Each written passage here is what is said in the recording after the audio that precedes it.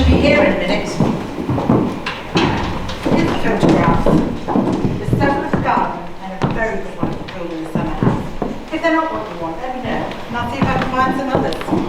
Thank you, Jane. You're my idea of the perfect secretary. I doubt it. I can type, but my spelling's atrocious. Can't be any worse than mine. Besides, I'm very grateful to you. I'm sure Mrs. Drury only agreed to this interview because you said I was a friend of yours. Well, you did me a favour. Now I'm doing you one. Incidentally, when is this article of yours likely to appear? Next month, I hope. Although, they still haven't published the article I did on the Foreign Secretary's wife. They may very well get it into their head to do that one first. Do you like the house? I like it enormously, especially the bedroom. But tell me, as a matter of interest, how on earth do they find each other in a bed that size? I once asked her that very same question.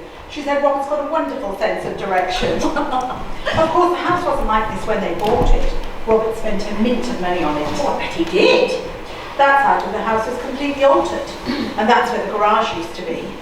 And the office was added later, when I joined them. It's a terrific office. Yes, oh, and there's a separate entrance. I don't know whether you noticed it or not. Which means, when things get too temperamental, I can sneak away without anyone knowing. Did that often happen? No, to be truthful, not very often. And when it does, it's usually my fault. So when did they finally decide to return to England? Oh, about 3 years ago now. But they've been talking about it for some time. They were both tired of the States and they were worried about their boy. I mean, he was only 6, but he was getting completely out of hand. They couldn't do anything with him. In the end, they decided to settle over here and send him to Robert's old prep school in Weybridge. Oh, Smithson's? Yes, that's right. Have you heard of it? Yes, my friend sent her son there. He was a little monster. It took 2 years and a mountain of money to turn him into a bigger one. Well, that hasn't happened with Mike. It's done him a world of good. Robert's delighted with the progress he's made. And anyway, let's face it, Hollywood's no place to bring up children. Not even if you happen to be Robert Drury? Especially if you happen to be Robert Drury. How old did you say the boy was? Mike, he's 9. Is he around? If he is, I'd like to talk to him. No, he isn't around, and even if he was, Stella certainly wouldn't let you interview him. That's why they left Hollywood, to escape all of that jazz. Anyway, he's in Rome at the moment. Robert had to go to Italy. There's talk of him making a movie over there, and he took the boy with him. Robert's mother lives in Florence, and like most grandmothers, she's always complaining that she doesn't see enough of her grandson. They're due back next week. I'm sorry to have kept you waiting. Jane, you're going to be late for your appointment. Oh, I've plenty of time, Stella. Oh, by the way, before I forget, Mrs. Jackson telephoned, and she hopes to leave the hospital on Monday. On Monday? Well, that's sooner than we expected. Yes. Mrs. Jackson's our housekeeper. She's a marvellous woman. And an undisputed authority on hemorrhoids. Please sit down. Miss Norwood. Ian Norwood. Very well. And how did you enjoy your conducted tour? I loved it very much. It's a gorgeous house. Yes, thank you. We certainly enjoy living here. Oh dear, you've got one of those wretched things. Incidentally, why on earth should you want to interview me? I haven't made a film in 3 years. It's my husband you should be interviewing. Well, we're going to concentrate on the wives at the moment.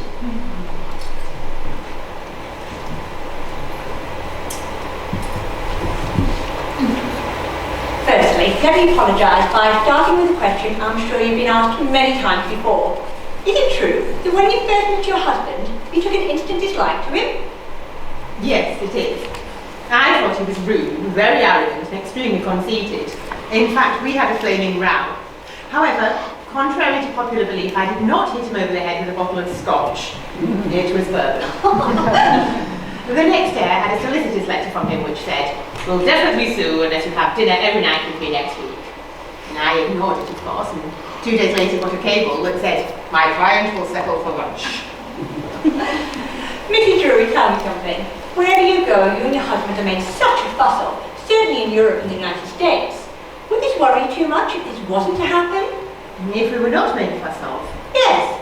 I don't know, I've never really thought about it before. You mean you take that kind of thing for granted? Well, yes, I suppose we do really. It can be terribly inconvenient. of course, especially when you're dashing to the loo and someone waylays you for an autograph. But yes, I suppose we'd miss it terribly if it didn't happen. It's certainly good to get VIP treatment when you're flying off somewhere. Jane told me that Mr. Drury's in Rome now with your son. Yes, that's right. There's some talk of us making another film with Mario Salvini. Although why on earth we should want to get involved with that megalomaniac again, I can't imagine. Well, he made Life in the Sun. Yes, that's right. It was a wonderful film. Oh, thank you. You were both absolutely super. Thank you. Everyone says that your husband should have won an Oscar. Oh, not quite everyone. Tell me more about your son, Mrs. Drury. Is it his first time you've been to his house? To Rome, yes. Robert's mother lives outside Florence, so naturally he's visited her there several times. Tell me a bit more about it, Michael. What is it you'd like to know? Well, take James for example. Did he have trouble in adjusting? Adjusting, I'm not terribly sure I know what you mean. Well, in terms of games, does he like to play soccer? Yes, he does. He adores it. And cricket? No, he's not terribly fond of cricket, I'm afraid. In fact, he horrified his father the other week by calling it upside-down baseball. Stella, Robert's here. Robert, already? What a wonderful surprise! Robert, darling! I wasn't expecting you. So, where's Mike? He's not with me, Stella. Not with you? Why isn't he with you? Stella, I have some bad news. Mike's ill. I have to take him back to stay with Mother. Ill? What's the matter with him? What do you mean you had to leave him there? If he's ill, you should have brought him home or stayed with him. What's the matter with Mike? They're not sure. I started with a cold and then he Then he what? developed a fever. Well, what is it? What's he got? You still haven't told us. What did the doctor say? They said that they think they don't know. Perhaps I should postpone this interview, Mr. Drury, to say one day next week, if that's all right with you. What? Yes, of course. This is a journalist friend of mine, Robert, Vivian Norwood.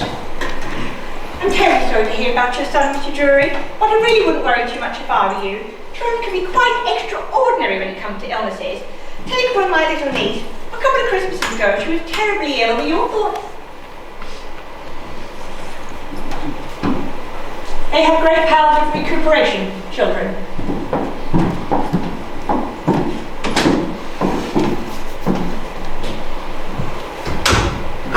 Stella, listen to me. Well, why didn't you send me? You know perfectly well your Stella, mother please was just trying- listen to me. Mike's not ill. Not ill. He's been kidnapped.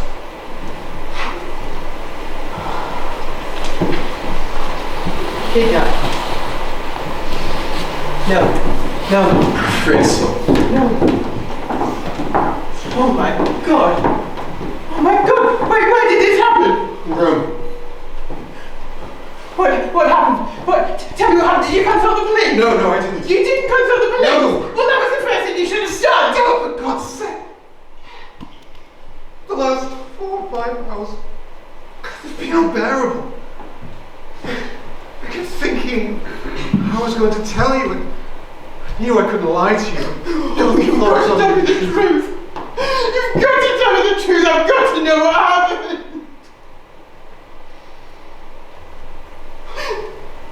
Mike died at Florence early on Monday morning. My mother, of course, wanted him to stay with her whilst I was in Rome, but I knew you wouldn't want that. Anyway, we arrived at the hotel at about 2 o'clock. My appointment with Mario was until 3:30, but I didn't want to take Mike with me because, you know, Mario, every other word has a 4-letter word. Can't help it. And I was so excited at the thought of seeing Rome that he agreed to wait in the hotel until I arrived back at 5 o'clock. As it happens, I was back in the hotel by 4:30. Television was on. Our chocolate on the almond sofa. No sign of Mike. At first, I wasn't too worried. I thought perhaps he'd just go downstairs, take a look around. I was about to go downstairs myself when I realised the light was on in one of the wardrobes. I looked inside and realised to my amazement that although all my clothes were intact, all of Mike's things had vanished. His overcoat, his underclothes, his anorak, his t-shirt with his name across it, they'd all gone. I don't have to tell you how I reacted. I panicked. Then the phone rang.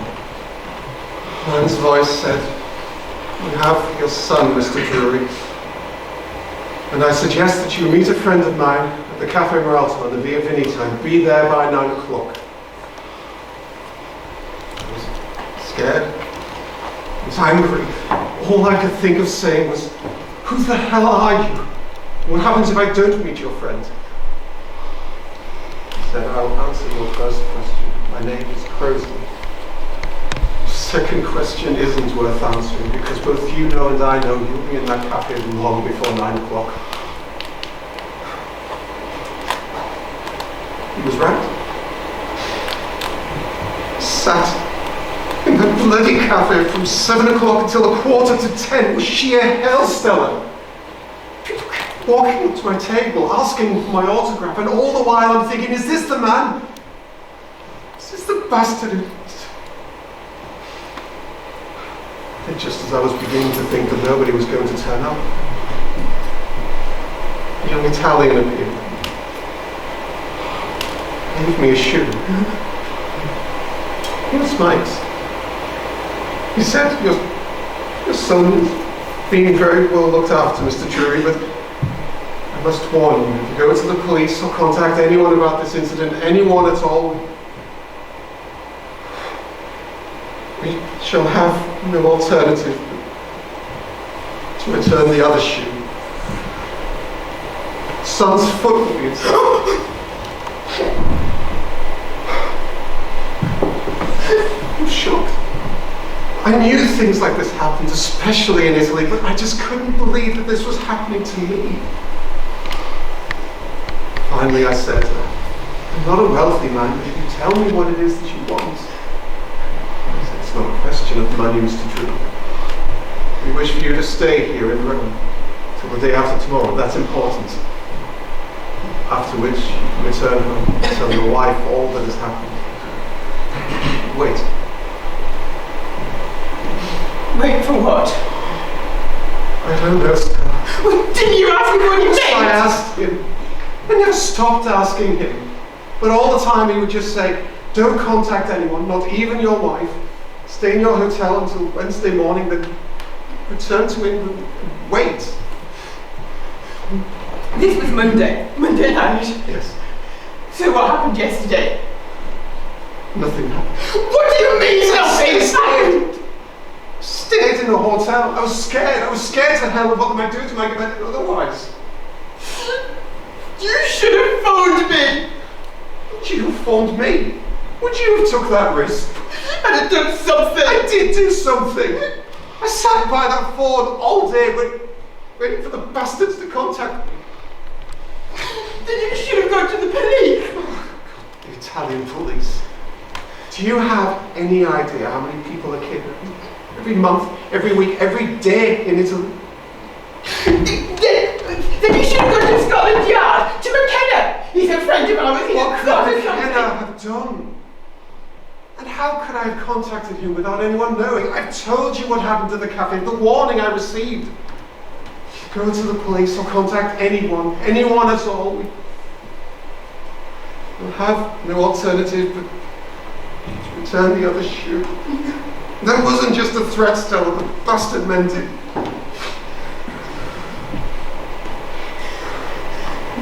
Where do you think they've taken him? I don't know. I have a feeling he's no longer in Italy. Something happened yesterday that he was taken somewhere. But wherever he is, he must contact us sooner or later to pounce him. But if it's not a question of money... It must be a question of money, Stella. What else could they want? What else could we offer them?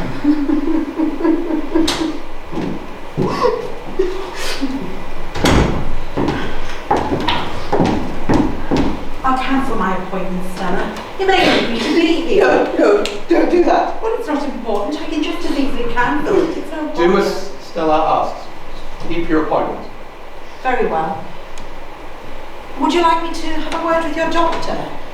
It occurred to me, perhaps if he spoke to your mother... No, I don't want you to do that.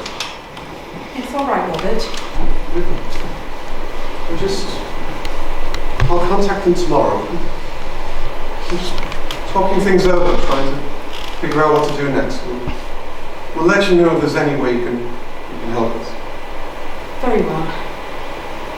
Try not to worry. I'm sure everything will be all right.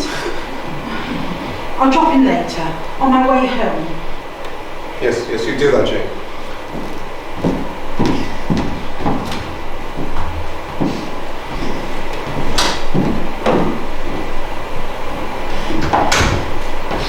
We shall have to tell her. No, we mustn't tell anyone. Supposing your mother telephones and Jane takes the call. I'll contact Mother tonight. I'll make up some story, tell her that Jane's gone away and we're spending the week at the cottage. But she's bound to get curious. No, about I'm just her saying, questions. not worry about Jane. You shouldn't have left him. What do you mean I shouldn't have left him? You shouldn't have left him alone in the hotel. You should have taken him with you. Take him with... Why not? I told you why not. You know what Mario's like. Who knows for it.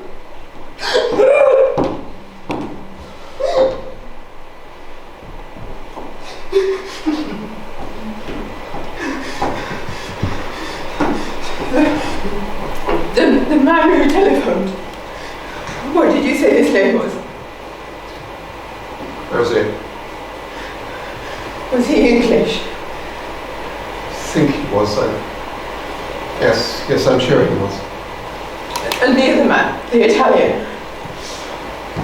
27, 28, dark looking, spoke very good English. And he said, I told you what he said, Stella. your boy is being well looked after. Yes. That's what he said. Yes. You're not to say that. No, because you know it. no, I'm not. I promise you, I'm not. That's what he said. The boy is being well looked after, Mr. Drury. There's someone here to see you. He says he has an appointment. I haven't an appointment with anyone. Who is it? It's a Mr. Crozier.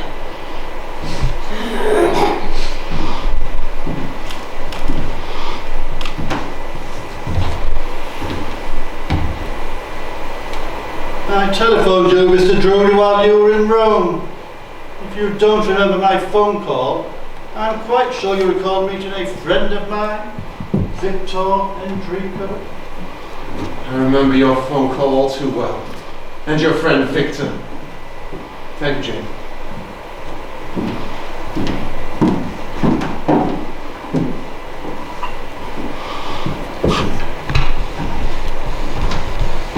Where's Mike? Where's my son? What have you done with him? Your son has come to no harm, Mrs. Drury, I assure you. There is no need for you to... Where is it? Tell me where it is. Tell me where it is. Your son is well. There's no need for you to be unduly worried. Certainly not at this stage of the game. Just what is your game, Mr. Crozier? Major Crozier. I'm glad you've asked that question, because that's precisely why I'm here. To put you in the picture. Before you start putting us in the picture, there's something you should know. Although I'm a well-known actor... Don't be modest, Mr. Drury. You're famous. You're a star. All right, I'm famous. But that doesn't mean that I'm wealthy, so if you're labouring under the delusion that Who said anything about your being wealthy? I thought Victor had made it quite clear that we're not holding your son to ransom. So what are you doing here? What is it you want? Don't be disagreeable, my dear fellow. I'm quite prepared to tell you what I want. I want to stay here, in this house, for the next 48 hours. That is, tonight and tomorrow night. Then, if all goes well, I shall take leave of you both on Friday afternoon. That's all you want? Just to stay here in this house? That's all, Mrs. Drury. Nothing else. Nothing else, I assure you. In return for your hospitality, your son will be released. When? On Friday. If all goes well, a car will pick me up on Friday afternoon. Mike will be in the car. That's the second time you've said, if all goes well. It's a habit of mine, Mr. Drury. Take no notice. Well, what do you say? Why do you wish to stay with us? You're a very distinguished actor. You have a lovely house, a charming wife. Who wouldn't want to spend a few days in such delightful surroundings? Don't give me that bullshit, answer the question. I do should persuade your husband to be a little less aggressive. You are a very nice little boy, but not unnaturally he's feeling somewhat homesick at the moment. We'd like to return him to you as soon as possible. You still haven't answered the question. Why do you wish to stay with us?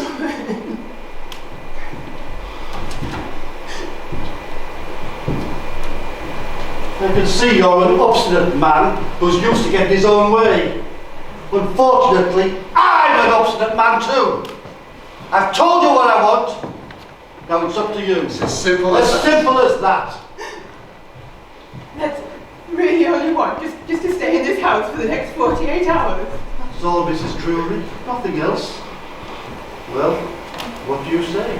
Am I to be your guest?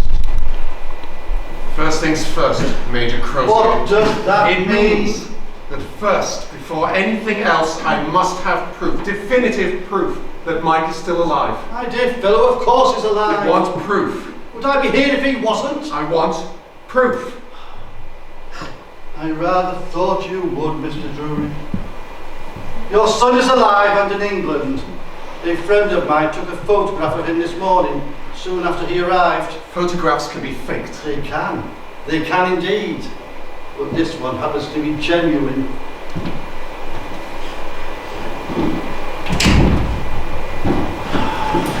You? Show them your photograph.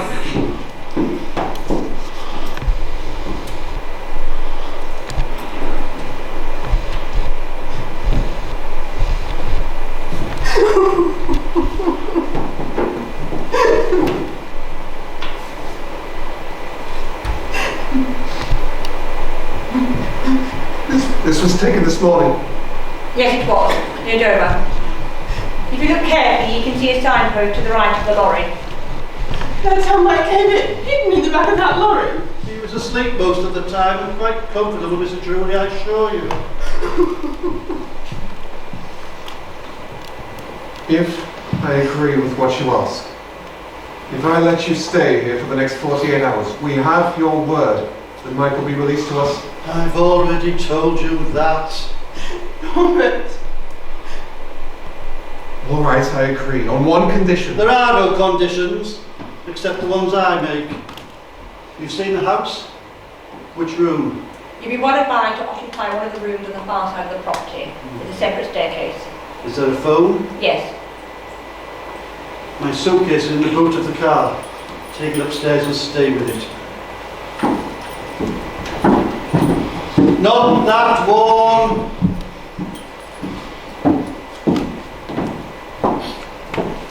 No, please.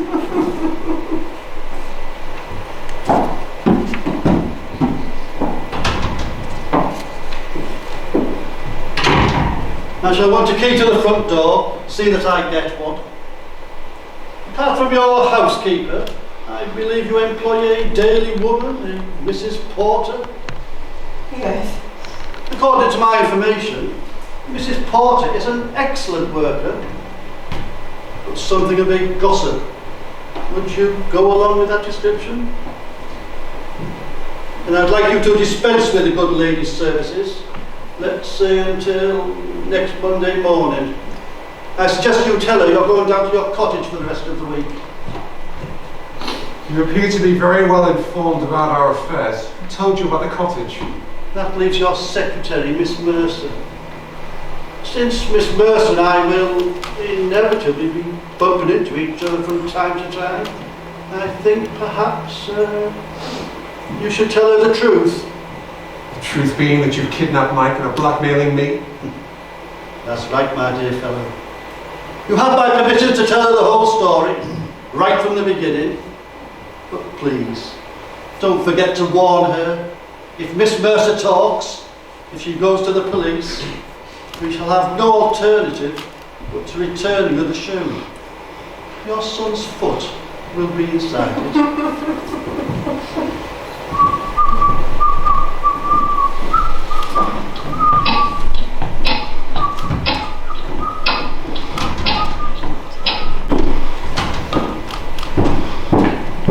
What's happening? You're still talking. Still, they've been upstairs for the better part of an hour. What are they talking about? I don't know. I daren't get too close to the door in case they hear me. I get the impression that he's trying to make her stay the night and she's trying to talk herself out of it. Do you think Crozier was telling the truth when he said that Mike would be released the day that he left here? I don't know. I don't know whether he was lying or telling the truth.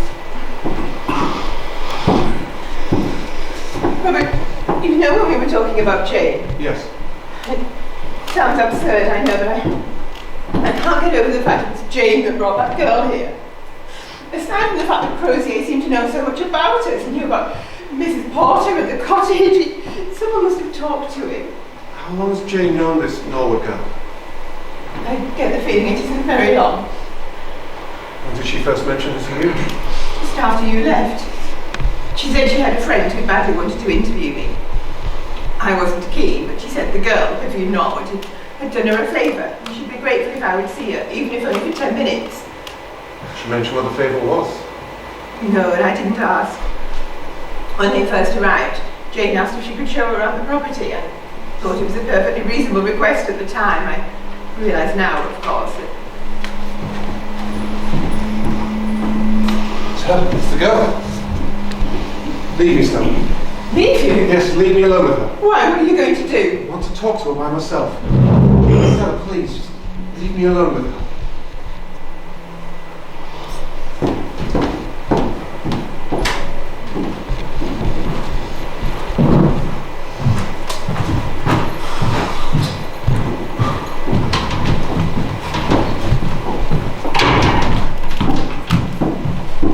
I believe Major Crowley asked you for a front door key.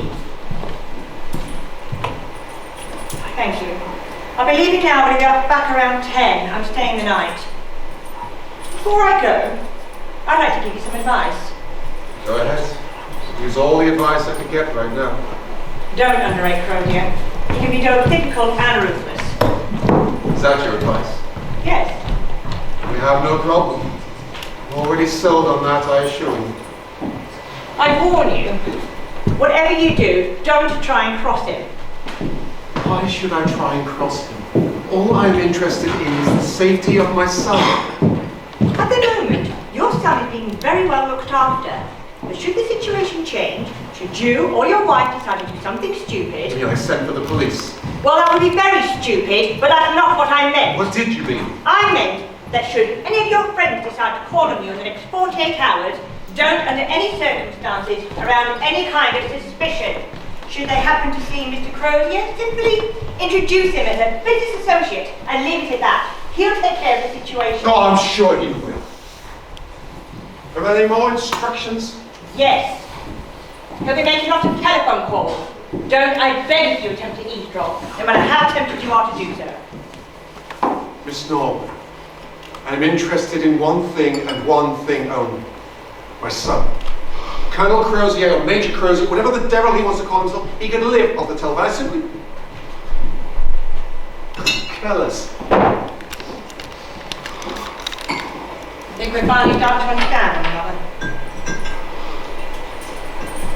I think perhaps we are. In which case, would you mind awfully telling me something? I might. What is it you want to know? Has your friend the slightest intention of keeping his word?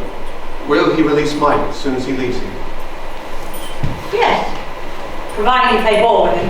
Are we doing that already by letting him stay here? I believe Major Crozier has already answered that question. And he simply wants to stay here for the next 48 hours. That's right. There's nothing else that he wants from us. Nothing. Because if there is, now's the time to ask me. There's nothing else, Mr. Drury. Now, do you have any more questions? Where's my son? Where are you holding Mike? You know perfectly well I can't answer that question. Can't or won't? Do you know where he is?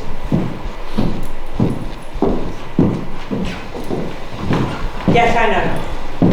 What I can tell you is that right now he's being very well looked after, and there's nothing for you to worry about. At least not at the moment. Not at the moment. I truly am sorry for you and your wife, Mr. Drury. Kidnapping the boy was not my idea. I believe that. If I could help you in any way, I would. I believe that as well. But I can't! So turn on the whole of the charm, Mr. Drury, and get off this debt!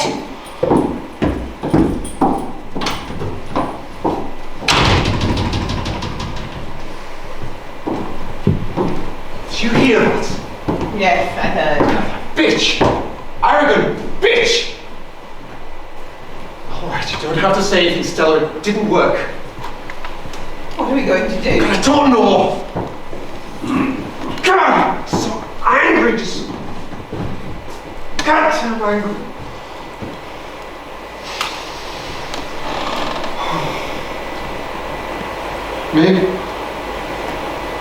Maybe you were right. Maybe I should have sent for the camp. No, I don't think you should. I was angry at first because you didn't consult the police, but I realised now it would have been a mistake. Don't reproach yourself. You did the right thing. I'd do anything. Anything to get Mike back. I promise you. I know. So would I.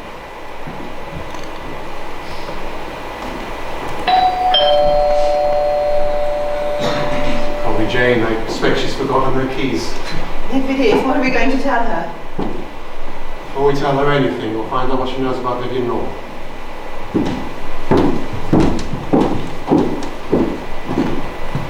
I'm sorry to bother you, Mrs. Drury. I'd very much like to have a word with your husband.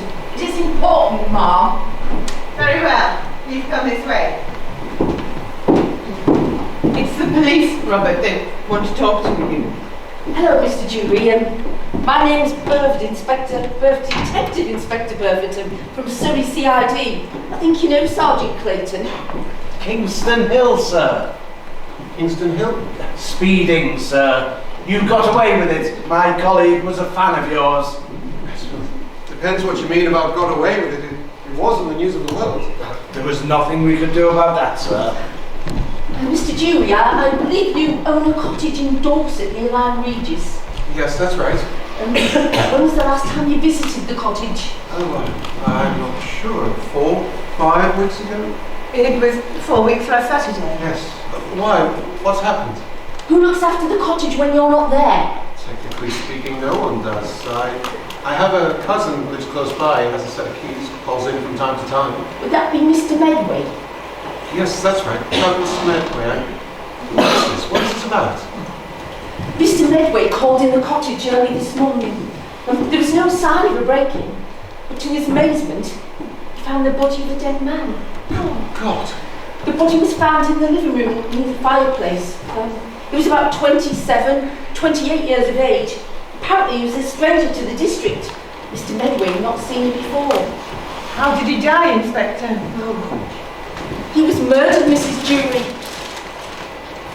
He was stabbed to death. With this.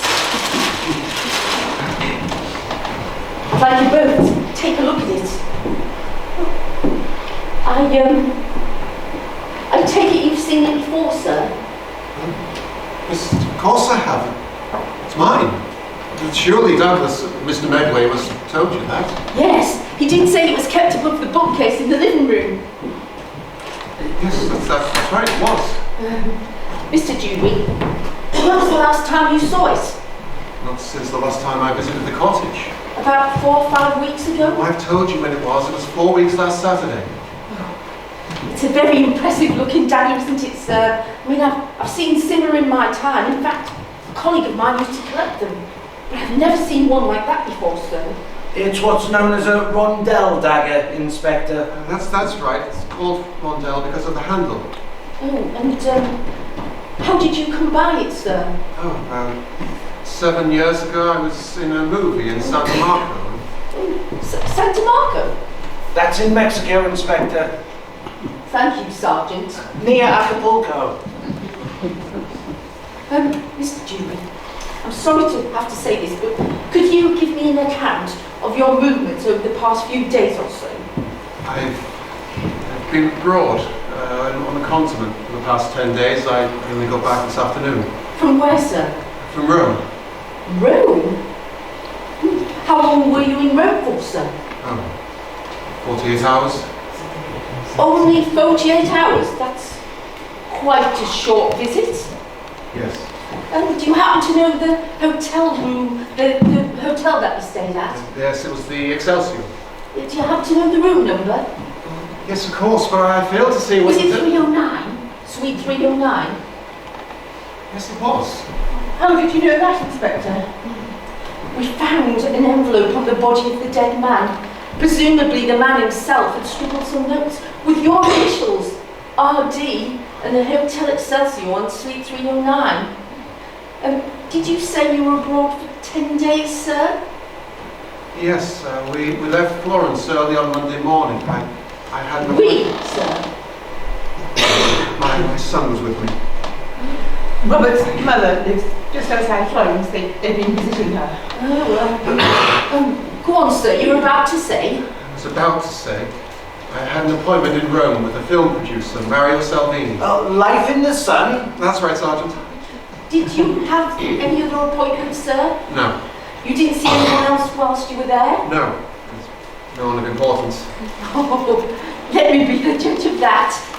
You didn't by any chance meet an Italian named Victor Enrico? Who's Victor Enrico? He was the young man that was stabbed to death in the living room of your cottage. Why do you think that I knew him? Because of what was written on an envelope? Partly that, sir, and partly because by sheer coincidence, he just happened to be in Rome the same time as yourself. What the devil does that prove? It certainly doesn't prove that I knew the man. How do you know he was in Rome, Inspector? Well, the envelope wasn't the only thing we found on him. We also found a passport and an airline ticket. Sorry I can't help you. I've never heard of Victor Enrico. Why this man should have my initials and room number written on an envelope, I simply couldn't imagine. Can't you, sir? Well, perhaps Mrs. Dewey can help us. Perhaps she has more imagination than yourself. Look, it's perfectly obvious to me that both you and Mr. Dewey know Victor Enrico, and you both knew he'd been murdered, and yet you both did nothing. No, it's just not true. It's just not true, Inspector. It's not true.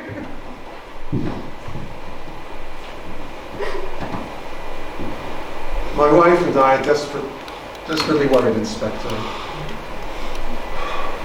Shortly after I arrived in Rome, our son Mike was kidnapped. Kidnapped? Is this true, Mr. Dewey? Shortly after he disappeared, a man calling himself Major Crozier contacted me. He warned me in fact, not to go to the police, but rather to meet a friend of his at the Cafe Meralto. Go on. I went to the cafe. I met his friend. It was Victor Enrico. Is this the first time that you've met this Enrico? Yes, of course it was. It was the only time, and I've never seen him since. Go on then, sir. I don't have to tell you how I felt. I was scared. I was frightened. I offered Enrico money, but he simply shook his head, told me it wasn't a question of ransom. When I asked him what it was that he wanted, he simply said that he wanted me to stay in Rome until Wednesday morning, this morning, after which I could return home and wait. Wait for what, sir? He didn't say. But shortly after I arrived home, Major Crozier, the man who telephoned me, he put in an appearance. He too assured us that it wasn't a question of ransom and that he simply wanted to stay here in our house as our guest. I don't understand this. Why would this Major Crozier want to stay with you and Mrs. Drury in this house? Where's this Major Crozier now?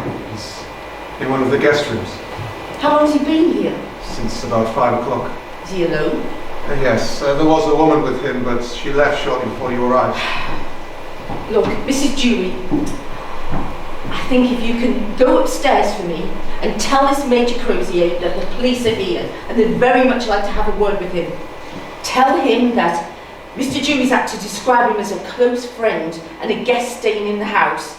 Don't say anything more, don't answer any questions. If you don't come down almost immediately, Sergeant Clayton and I will fetch you.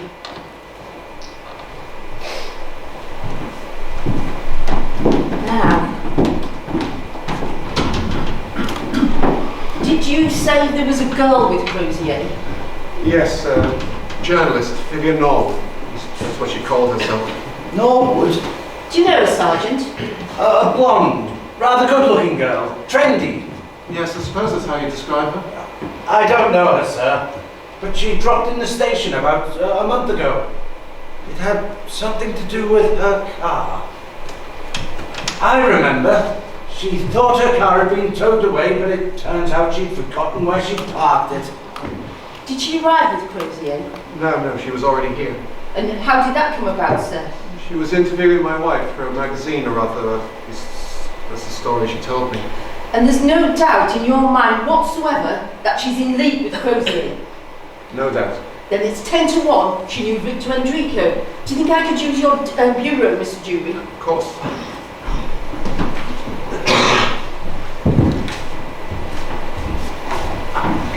Here's Mrs. Drury.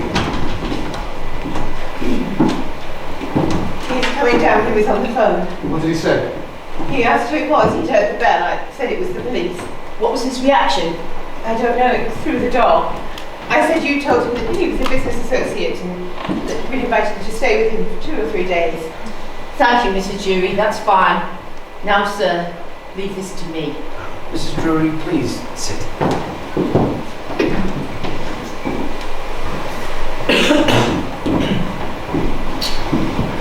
Good evening, sir. I'm Detective Inspector Burford.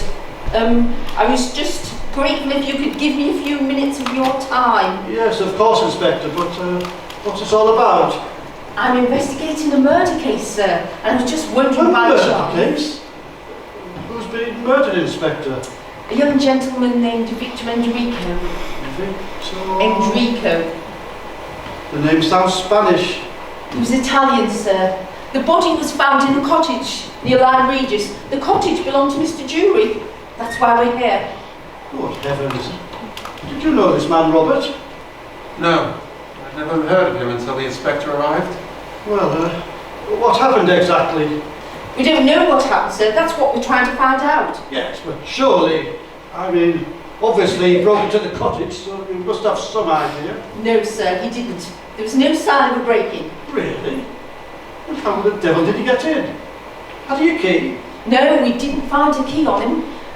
Major, you haven't happened to have stayed at the cottage before, Me? have you? No, I'm afraid I haven't. I just thought with you being a close friend, you might have spent the odd weekend down there. No. Robert has invited me down there several times, but I've always cried off, I'm afraid. Country life doesn't appeal to me. But tell me a little more about this Italian chap, Inspector. How was he murdered? Was he shot? No. He was stabbed to death. With this. Good God. Belonged to Mr. Drury. A film producer of his gave it to him. Isn't by any chance you, sir? No, I'm afraid it isn't. And in answer to the question you're just about to ask me, I've never seen it before. Thank you, sir. But if it belongs to Mr. Drury, how did the murderer get possession of it? It was hanging on the wall in the living room. Oh, I see. And very decorative it must have looked. It's what's known as a rondelle dagger, isn't that right, Sergeant? That's right, Inspector. Mexican, I believe you said, Mr. Jury. Well, the film was in Mexico, but I don't know about the dagger. Well, it's certainly a very handsome-looking weapon. Indeed, it is, sir.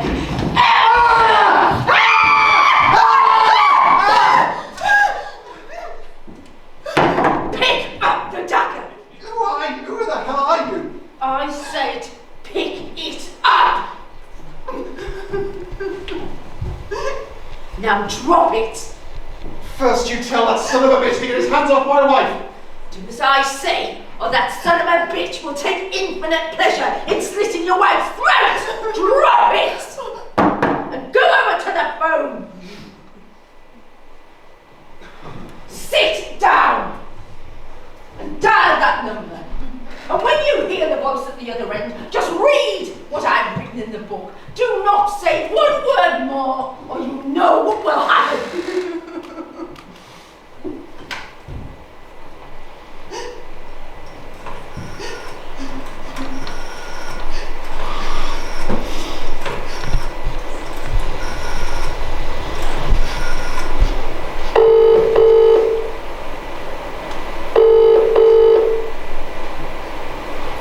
Police!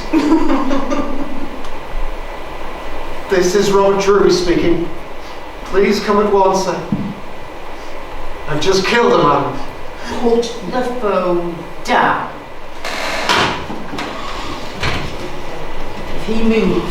If he moves 1 inch, you know what to do, and don't bloody hesitate.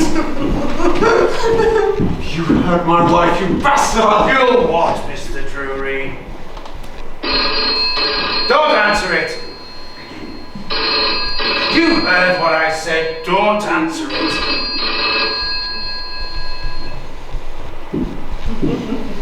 I've got Crozier's case. Let it go.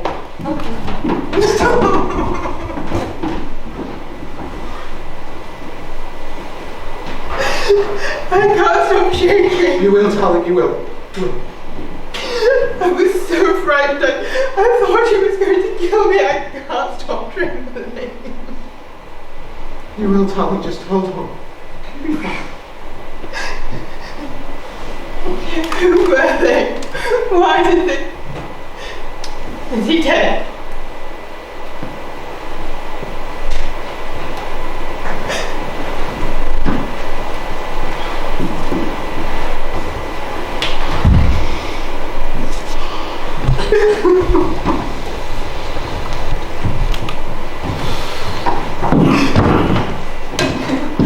What's going to happen when the police get here? If you tell them about my film, they will believe that you didn't kill him. Yes, I know, I realise that. Sorry.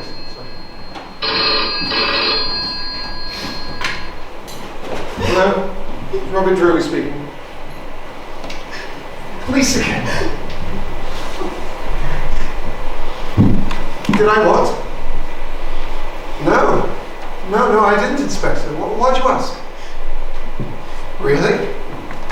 When was this? No, I'm glad you called back. It was definitely a hoax. I have no idea. Some fool trying to be clever, I suppose. No, thank you, Inspector.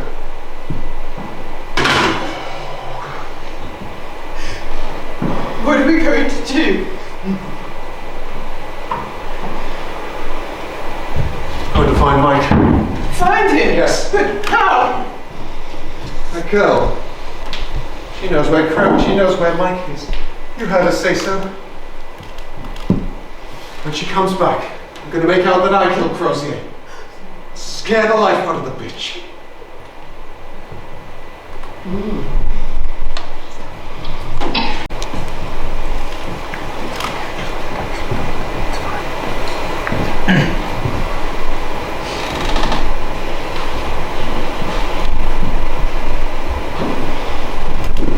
She's late. It's 11:15. She said 10 o'clock. I thought I saw her. You thought you saw her? When? Just now, coming up the drive. I must have been mistaken. You haven't changed your mind then? No, I have not. As soon as she arrives, I'm going to take her upstairs and show her Crozier. Just Just got to scare Stella. It's the only way. It's the only way I'm going to find out where Mike is. Those two people, Burford, what did the man say he was called? Clayton. Who were they, Robert? I don't know. Why did they come here? Was it simply to kill Crozier? They came for Crozier's case. But it was also their intention to kill Crozier. Wouldn't know. Do you remember what Crozier said to Vivian Norman? Take the case upstairs and stay with it. I remember thinking at the time. All right, she's here. Believe me, Stella, I won't be able to go through with this.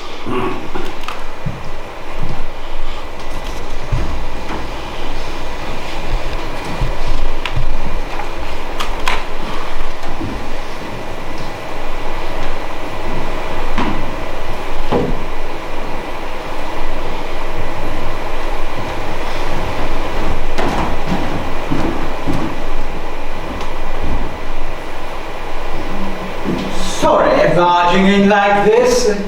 I'm on my way to Kingston. Miss Stella, is she well? Yes, she's well. Well, I'm spending the night as a friend. What an interview early tomorrow morning. Yet another interview, Douglas? Yes, you'll never guess who with. Marks and Spencer answered an advertisement. Read them a very funny letter. Actually, they sent me a very funny reply. Won't get the job, of course, never do. But anyway, I didn't come here to talk about myself. I called into the cottage this morning, just to make sure everything was all right. And I suddenly noticed that the thingamy-bob above the bookcase, the scabbard, dagger, whatever it is you call it, was missing. You mean this? Oh, so you've got it. Good. I was getting worried. I thought it had vanished. Was anything else missing? Not so far as I could tell, no, but I know you set great store by that. Then I thought, well, anyway, as long as nobody's walked off with it. Was everything all right at the cottage? Absolutely. Oh, Mike's room was a mess. But it's all right, I tidied the place up. Thank you, Robert. What do you mean, a bit of a mess? Yeah, you know what kids are.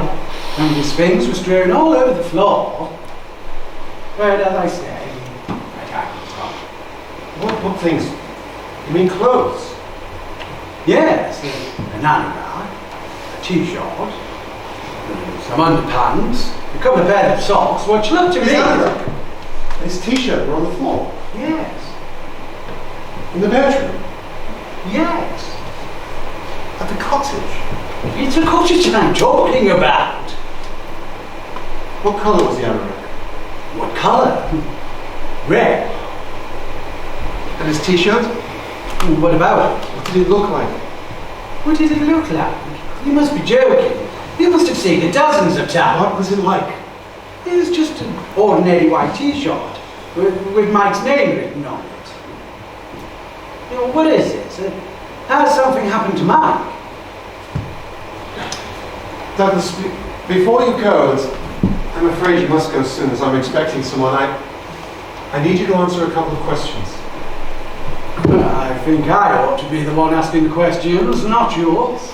I realise that, but you've called at a rather awkward time, so please, just do as I ask. Oh, very well, okay.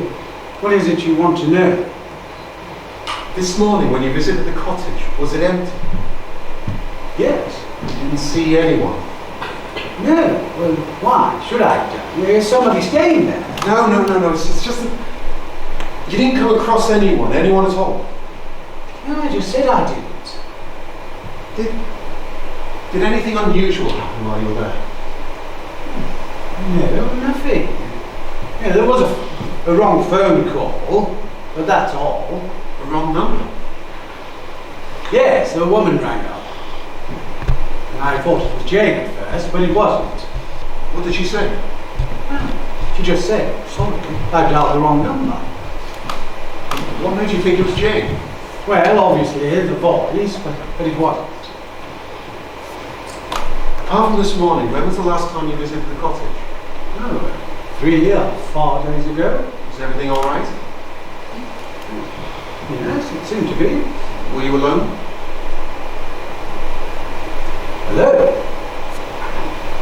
Why do you ask? Were you, Douglas? Well, no, I had a friend with me. Who was your friend? No one you know. I've met most of your friends at one point or another. Well, he wasn't really a friend. Just an acquaintance. But is he a fan of yours? He must have seen every film you've ever made. When did you meet him? He bumped into me. Literally bumped into me in a wine bar about a week ago. He was thrilled to death when he discovered you and I were cousins. Even more thrilled when you offered to show him the cottage. I'm sorry, Robert. I know I shouldn't have done it, but I didn't think you'd mind. Tell me about this man, Foster. What did he look like? Oh, I'm not very good at describing people. 38, 9, tall, dark, shaven. Bit of a rough diamond, really. Did he ask you a lot of questions about me and Stella? Oh, yes. He was curious, but then people always are. They're always asking me questions about you. I'm sorry, Robert. I know I shouldn't have taken you to the cottage. It won't happen again, I promise. You ever taken anyone else back to the cottage? No, never. Truly, I haven't. What about the keys? Have you ever lent them to anyone? Good God, no. I would never do such a thing. All right, Douglas. Now, if you'll excuse me, I'm expecting something. Yes, certainly. Robert, I haven't had my check this morning. Yes, no, I'm sorry, I overlooked it. Jane's dealing with it. Oh, thank you, Robert. Oh. Hello, Douglas. I didn't know you were here. What brings you to this part of the world? Oh, don't tell me. Another one of your interviews. That's right. Selfridges? No, that was last week. Marks and Spencer. Well, I'll say one thing. You certainly know how to write persuasive letters. Oh, that's only half the battle. Never fail to make an ass of myself when it comes to the interview. If I don't fall over on the way into the room, I invariably fall flat on my face on the way out again. I've still got my horrid scars. Well, I've had my marching orders, so I'm off. Say a little prayer to St. Michael for me.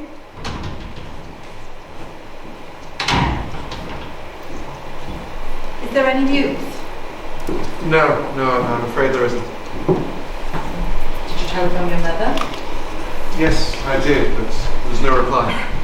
No reply? I'm going to call her again in the morning. Jane, forgive me, but Stella's gone to bed and I'm about to turn in myself. I've had a rather tiring day. Yes, I'm sure you have. I just wondered if you'd heard anything. No, but I'll let you know as soon as I do. Please do. I'm very fond of my Quabbert. Yes, I know. Well, tell Stella not to worry. I'm sure everything will be all right. By the way, that's journalist, really Norwood, was it? Yes, Norwood. Is she a close friend of yours? No, she's not. In fact, to be honest, I don't really care for Vivian. She's far too opinionated for my liking. Although she was most terribly kind to me on one occasion. She really was. Kind? In what way? Oh dear. I was afraid you were going to ask me that. Well, Just after Christmas, while you and Stella were in Switzerland, I read a book on yoga and I became absolutely hooked on it. Yoga? That's news to me. Yes, I know. Well, at first I just followed the book and did the exercises. Nice, simple, uncomplicated little exercises. Then, and heaven only knows why, I joined a class in Richmond. Well, the first couple of days was a wild success. Then, on my third day, oh, ye gods, my whole body went suddenly rigid. I just couldn't move, not an inch. Unfortunately, Vivian, who was in the same class, came to my rescue. Even now, I don't know what on earth she did. All I know is she got me back to the flat, and 12 hours later I was out and about. You were lucky. You can say that again. Well, since then, we've bumped into each other from time to time, but we've never become what you might call really friendly. I'll drop these in the office. Where does she live? You know? Oh, I haven't the slightest idea. I've never asked her, and she's never volunteered the information. Oh dear. I do hope Stella wasn't annoyed about the interview. Oh, no, of course not. I tried to talk her out of it. Vivian, I mean, but she's very persistent. Has she ever introduced you to any of her friends? Very few, come to think of it. Why do you ask? I just wondered if she'd ever introduced you to a man called Victor Enrico. Victor Enrico?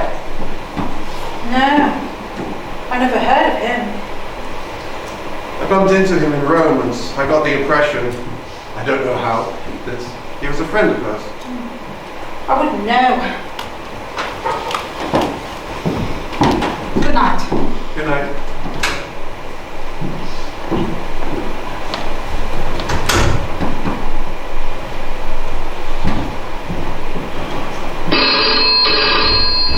Okay. Hello? Hello? Hello, I can't hear you. Hello? Who is it? I don't think there's anybody there. Hello? That was Jane. Yes, I know. And I thought I heard Douglas. You did. What on earth did Douglas want? Oh, I'd forgotten his usual checks, so his visit was a friendly reminder. But other than that, he went to the cottage this morning. Why is it back? Sorry. Hello? Hello? Look, could you please speak up? Hello? Who do you think it is? I'm sure. We're in a call box. Hope the pips can hear the traffic in the background. Mike? Mike! Mike, where are you? Where are you calling from? Is it Mike? Is it really Mike? Stop, for God's sake. What's up, Mike? What? I can't hear. What's happened? Was it Mike? Was it really Mike? They cut off. What happened? Put it down! Put it down! It is a receiver! It's dead. Was it Mike? Was it really Mike? It was, oh God. What happened? Why were you cut off? I don't know. It was in a call box. Do you know what those blasted things are like? Try and get the operator. Talk sense, woman. How can I get the operator when it's already come? Hello? Hello, Mike? I don't know. I don't know, darling. I don't know what happened. I'm here. What's that? Yes, of course. Vivian Norwood's with you. She wants to speak to me. Is Mike alright? Is he crying? No. Don't lie to me, For Robert! God's sake. Miss Norwood? What does he want? Crozier? No, I'm afraid you can't. It's not possible. Crozier's dead. He was murdered. Yes, murdered. Why would I lie to you? I'm telling you the truth. What? Two people came in. They took Crozier's case. I have no idea who they were. Now put my son on. I want to speak with him. Is that? Yes, go on. I'm listening. Go on, I'm listening. Where? Just tell me where. Yes, I know the place. Just off the embankment. What? No one. Absolutely no one. I give you my word. Straight away. Vivian Norwood has Mike. She's handing him over. Where? Chelsea. Why is she doing this? She's scared. She's scared to hell because of what happened to Crozier. I could tell by her voice. Listen to me. She made me promise that no one would be with me, not even you. She was adamant. I'll be back with Mike as soon as I can.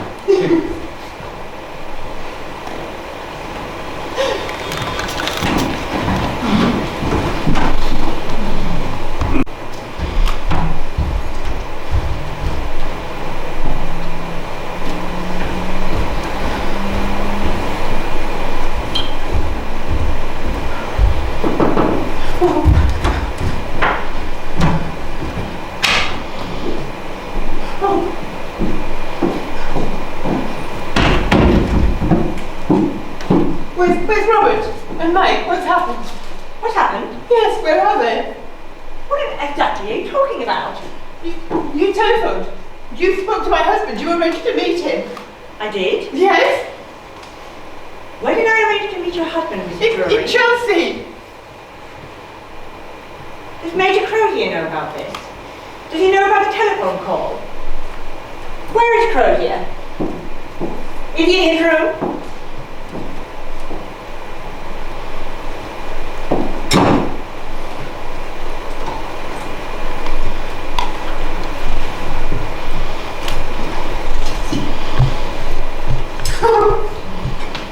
Where is Crozier? He's dead. He was murdered. 2 people came. They said that they were the police. The man was in uniform. When? When did they come? Tonight, just after you left. Are you telling me the truth? Yes, I am. What did these 2 people look like? It's difficult to say. Why is it difficult to say if you saw them, Mr. Drury? I need to know what these 2 people look like. I need to know who killed Crozier. The woman was about 40, blonde. She said her name was Burford. Burford? And the other one? I can't remember what the other man looked like. Try to remember. No! Get back!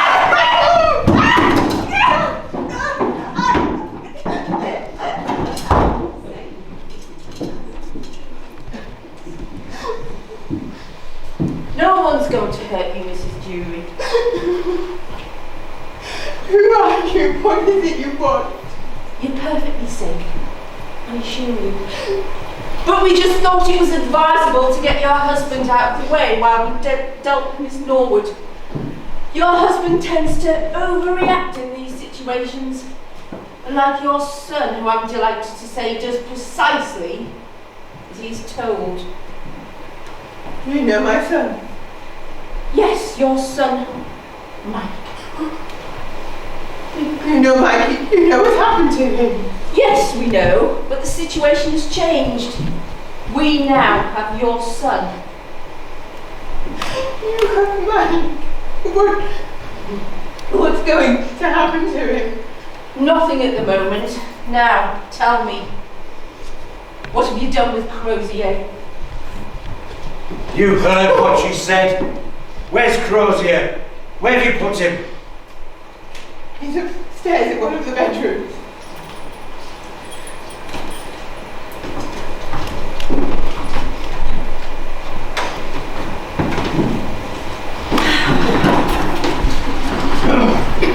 Now, tell me, what happened to you when you got rid of Crozier? Did anyone call? Did anyone contact you? No. The police called. They thought Robert's call was a hoax. Did they? Did they indeed? It wasn't the police, Mrs. Drury. It was a colleague of mine on both occasions.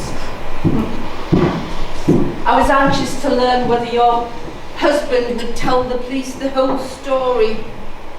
For your son's sake, I was relieved to learn he wasn't that stupid. Is Mike asking for me? Or for his father? Oh, yes. Yes, of course he is. But tell me, I'm curious. Who's Mr. UFO? Mr. UFO? Yes, when I asked Mike if there was anything he particularly wanted, he simply said, Mr. UFO. Mr. UFO? Oh, it's a toy. Jane, our secretary, bought him it for Christmas. Well, if it's any consolation, he's pining for the toy, not his parents. What's going on? Where's my wife? What have you done with my wife?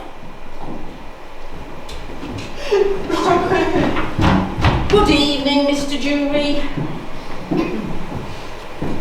Why are you here? Why did you come back? Were you responsible for that phone call, for getting me out of the house? I'm sorry you've had a wasted journey. I know how you feel. I doubt it. I doubt very much if you know how I feel. You're all right, Alan. Oh, no one's touched your wife.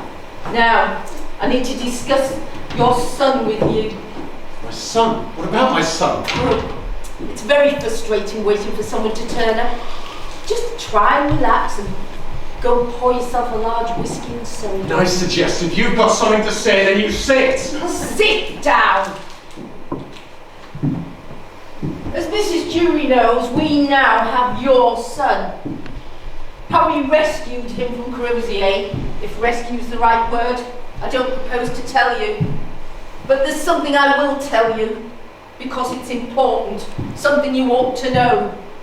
Both of you. Your son's safety, his very life, in fact, is dependent on one factor, and one factor only. Your willingness to cooperate with me! My wife and I only have one son. We're devoted to him. We'll do anything in the world to get him back. So won't you, please, tell me what it is that you want? Certainly. I'd be delighted, that's why I'm here. So what is it? Money? No, it's not money. What do you want, for God's sake? I want to stay here for the next 48 hours. I want to stay tonight and tomorrow night. And if everything's satisfactory, I'll take my leave on Friday afternoon. But that's what Crozier wanted. That's right, Mr. Jury.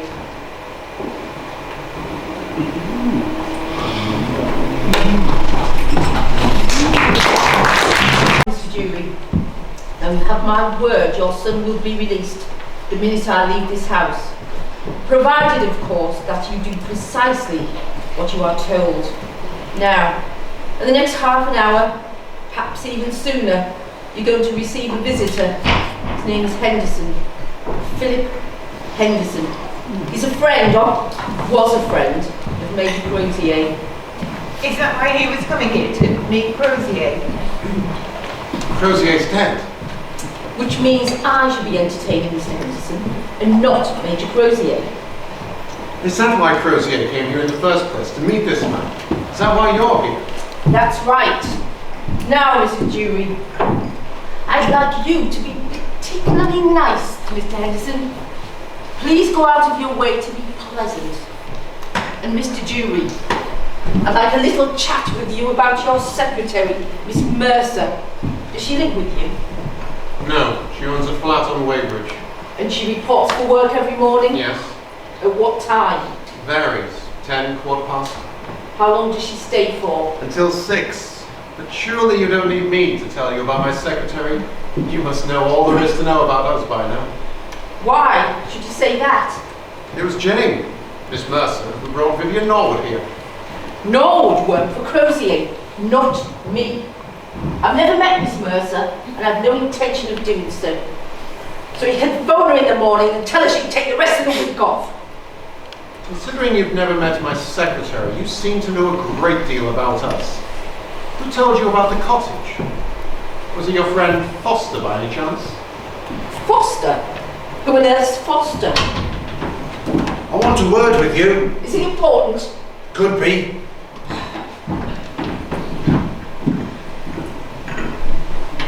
What was all that about the cottage, and who's Foster? A man calling himself Foster became rather friendly with Douglas. I think it was Clayton. He quizzed him about us and then conned him into showing him the cottage. Early this morning, Douglas found some of Mike's clothes on the floor. At the cottage? It's my impression that they were planted there to convey the impression that at some point Mike was taken there. And it's possibly still endorsed somewhere. You don't think he is? You don't think they did do that? No, I don't. It's my opinion that they were just planted there as a ploy, and that he's actually around here somewhere, possibly in London. London? It's just a hunch, but Stella, I need to tell you something important. Earlier, when I went to meet Mike, and I realised he wasn't going to show up, I telephoned McKenna. McKenna? You mean you sent for the police? Yes. My God, if Burford finds out what you've I done. had no choice, I was desperate. Please, listen to me. I met with McKenna and a friend of his. Told them the whole story. His friend was a member of the special branch. He gave me this. What is it? It's a device, an electronic device. McKenna said, if we can get it close to Mike without Burford realising, there's a chance, an outside chance, that the police will be able to locate Mike. But even if we can't, how can we get that to him? When Burford comes back, I want you to convince him to let you see Mike. It won't have the slightest effect. It might, just might. Beg with her, plead with her to let you see her. Really go to town on her, Stella. All right, I'll try. But even if Burford agrees, how can we get this to him? I don't know. We'll just have to hide it in something. Clothes. I can take him some clean clothes. They searched the clothes. There must be something he needs. He's been asking for a toy. What toy? Mr. UFO, the one Jane gave him for Christmas. How do you know he's been asking for that? Burford told me. Yes, I know the toy you mean. I mended it for him before we left. Where is it now? It's upstairs in Mike's room. Yes, it's perfect.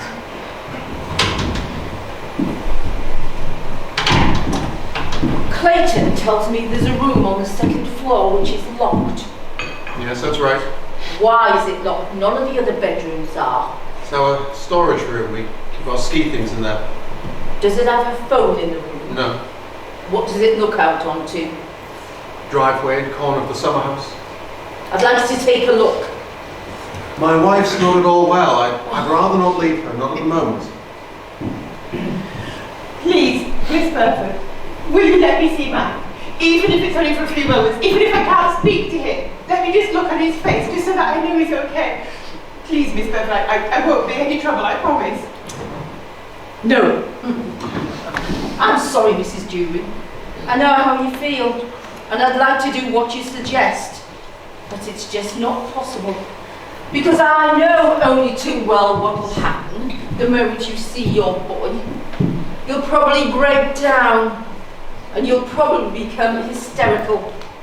And the end result will be that your boy will refuse to cooperate with us any longer. So it's just not on, I'm afraid. However, there is something I will do to try to reassure you and put your mind at complete rest. I'll let your husband see the boy if he's agreeable. I'll tell Clayton the pair of you can leave almost immediately. But first, if you'd be good enough to show me the room.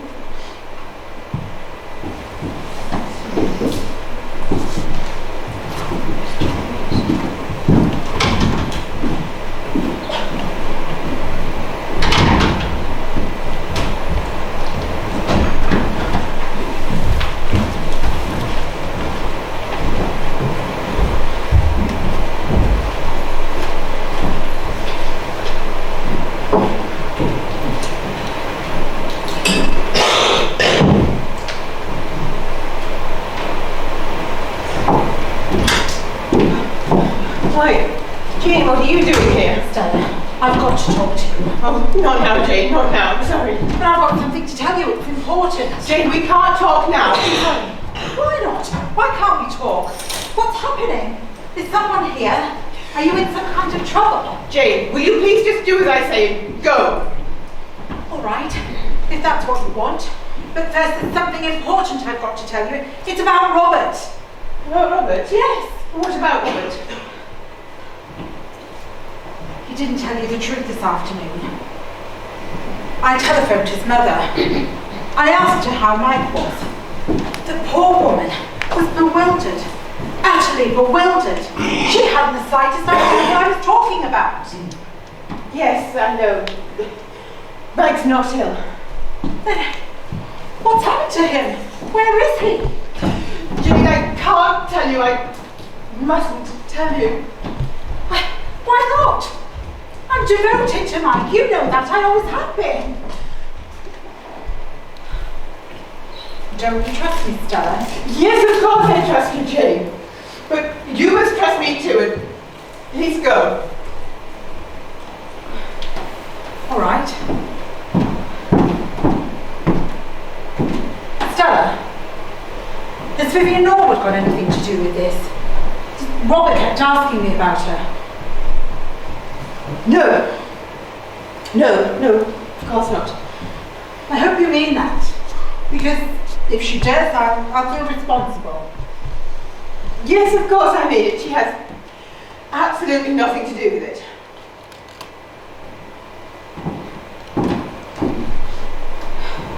Stella, forgive me, but I don't think you're telling me the truth. Something has happened to Mike, and I've a right to know what it is. Jane, I'm sorry, but if you don't leave this house immediately, you have no further rights here whatsoever. Very well.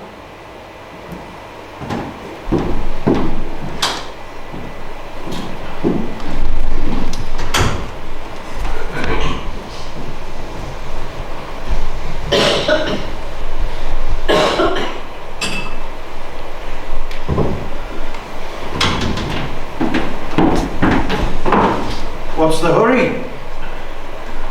Please lower your arm. I want to pass. And I want a drink, Mrs. Drury. And get one. I'd rather you get it for me. Will you please do as I say and let me pass? You know, you and I are going to see quite a bit of each other. So don't be bloody minded. Now get me a drink. Scotch or vodka.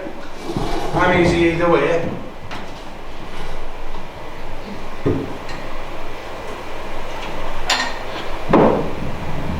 Thank you. That's very kind of you. I appreciate it. Skull. It's not difficult to see who that son of yours takes after. He's a good-looking kid. Got guts too. Where is Mike? Where are you taking him? Come on, you don't expect me to answer that question now, do you? Very nice. Not making a real drink this time. Don't be a silly bitch. You said you wanted a large one. Yes, well, I've got news for you, Stella. It is Stella, isn't it? I don't talk when I get pissed. It just turns me on. I'm just having a drink. I reckon I've earned one. Mrs. Durbridge, Yes. I've given your husband permission to look for the toy he's been asking for, together with a box of pencils. Thank you. He's also looking for some drawing paper. Perhaps you can help him. There's some in the office I'll get it. Don't you get any wild ideas. This is a once-in-a-lifetime operation. I don't want you, bugger eater. Surely I'm entitled to a drink when I feel like one. And don't kid yourself. The success of this operation doesn't depend on me. Or you either, come to that. No. No, we're in Henderson's hands. Or will be if he turns up. He'll turn up, and when he does, you know what to do. All right, but I still have my doubts about him. We don't know whether he'll play. You leave Henderson to me, I'll handle him. Now, remember what I told you. You let him see the boy for 3 or 4 minutes only, no more. Then you blindfold him. You bring him back here and lock him in the summer house. I gave you the key. Now there's a rope on one of the chairs. I want you to tie him up, gag him, and tighten that blindfold. And make sure you do a good job of it. Whatever happens, he mustn't have a clue as to where he is. Why does he have to see the boy at all? When this episode is over, Julie and I will have a little chat about expenses. So it'll be to our advantage if he's convinced the boy's alive and well. Use your head! You don't want another accident, not with Julie in the car.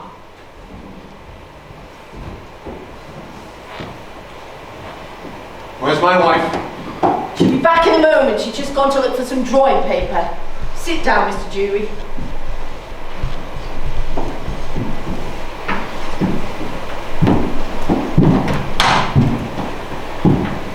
Stand for.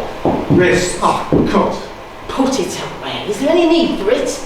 I think there is. Just put it away. I'm taking no chances. If I don't tie him, we don't go. Oh. I am sorry, Mr. Dewey.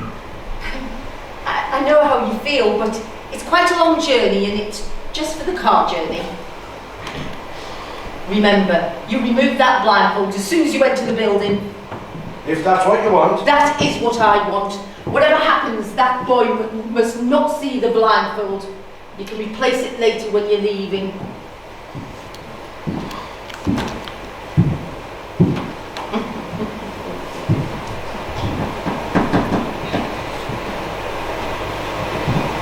There. I found some drawing paper. What's that for? What have you done that for? I'm afraid it's necessary, Mrs. Dewey, and the blindfold, it's just for the car journey. All right, darling. Doesn't make the slightest difference. Oh. Is this Mr. UFO? Does he work? Sometimes. You see, I'll go and put these in the car.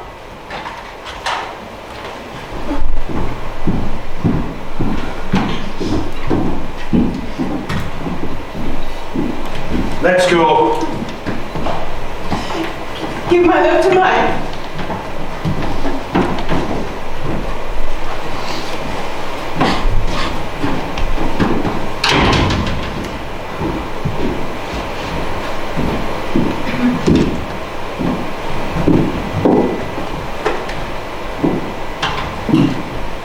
If I were you, I'd go to bed, Mrs. Dewey.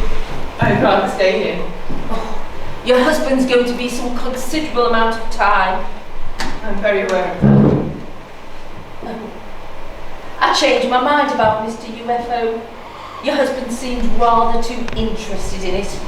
Now, take my advice and go to your room. You've got a very long wait ahead of you. There's no point in staying up. Besides, Henderson is due at any moment. I'd prefer if you were not here when he arrives. Why not? You'll see Henderson later. Now, please, do as I say. Very well. But first, will you tell me something? Why wouldn't you let me see Mike tonight? Why was it my husband?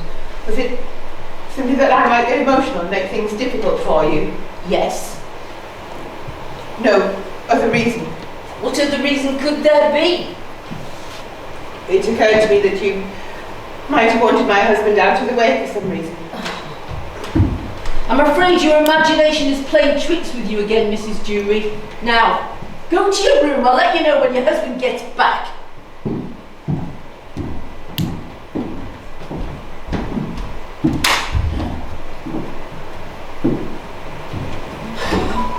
Bloody toy. Must be something going on with it.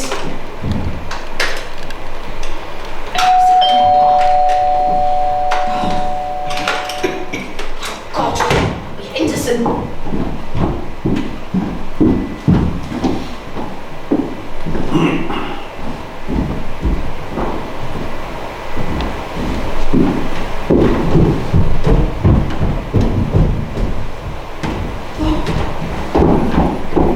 I'm taking your case upstairs.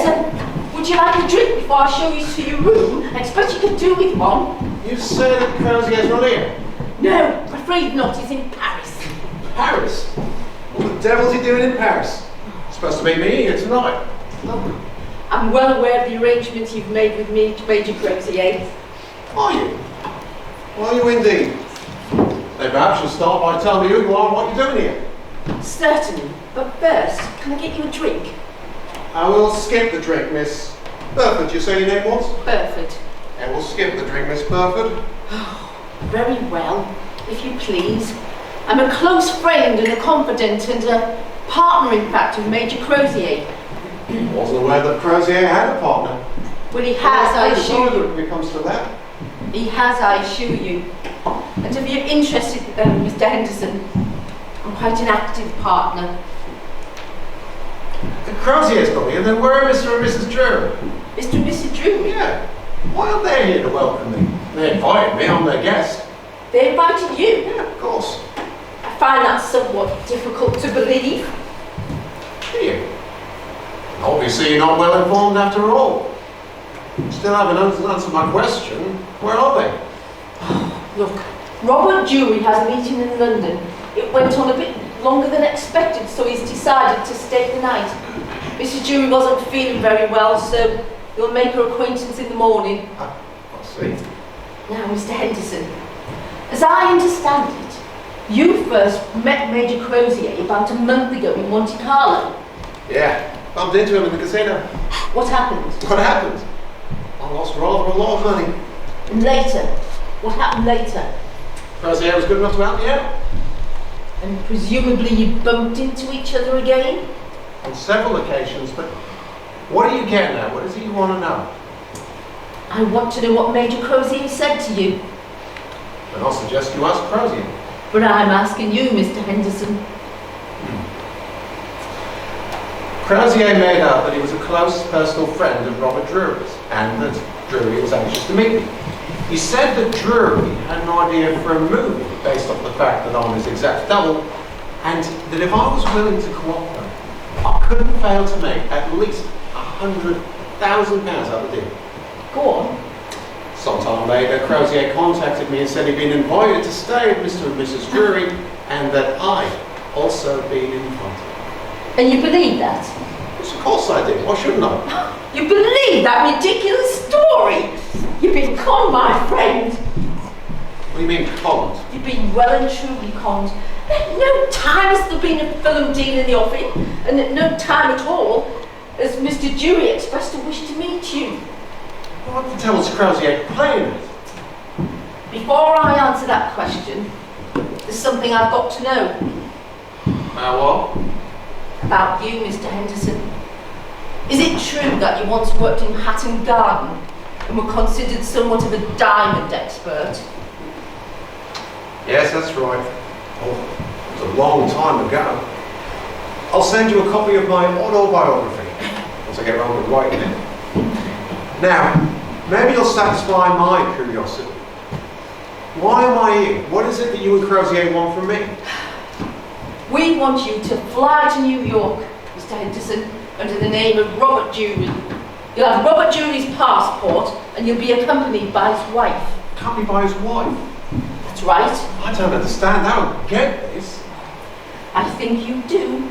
We're asking you to be Robert Drury from the minute you leave this house until you clear customs at Heathrow and Kennedy Airport. What's his wife say about this? Oh, don't worry about Mrs. Drury. She'll do precisely as she's told. And what is it that I'll do once I get to New York? You both check in at the Waldorf Astoria Hotel. Then you take a cab alone to an address on East 47th Street. And what do I deliver to this address on East 47th Street? You do understand. You understand perfectly. We want you to deliver a case to Steve Kirshner. He'll produce a valise containing a large amount of diamonds. We want you to check the diamonds, and when you're 100% satisfied that the stones are genuine, then you'll exchange the case for the diamonds. Then what? After that, you join Mrs. Drury at the Waldorf Astoria Hotel. You entertain her for dinner, and then you both fly back to London the following morning. With the diamonds, no doubt. With the diamonds. I have a client, a gentleman from the Middle East. Can't wait to get his hands on them. And what happens if customs get their hands on me? That's a risk you've got to take. But don't forget, you're Robert Drury. You'll have VIP treatment both ways, and you'll have Mrs. Drury as cover. What makes you think that Mrs. Drury will go along with this? Because she has no alternative. See, it's a tempting proposal, but there's still two things you haven't told me. One, what's in the case? Nothing of importance as far as you're concerned. All right then. And for delivering this case, which contains no importance, I get what? You get what Major Crozier was going to give you, $100,000. When? When? When do I get the $100,000? You get $20,000 on the way to Heathrow, and then on your return to London, you can have the rest. Well, Mr. Henderson, what do you say? I'll sleep on it. What? We need your decision now, tonight! I've given you my decision. I'll sleep on it. Now, perhaps you'd be good enough to show me to my room.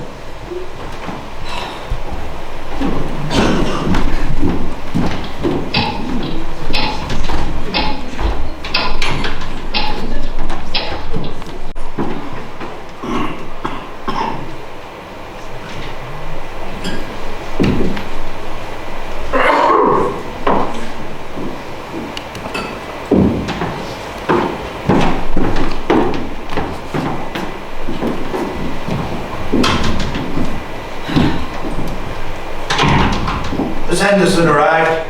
Yes, but we'll talk about that later. You still haven't told me what happened. What happened? This bloody happened. Did you do that? He did, the little shit. Where is he?